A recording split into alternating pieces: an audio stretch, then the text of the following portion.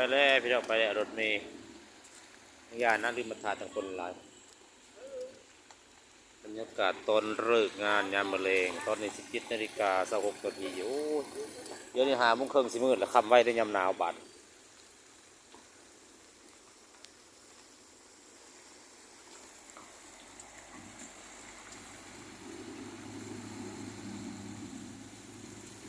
บรรยากาศอยู่โรงงานเมืองทองรวมเมืองทองคำเซโปน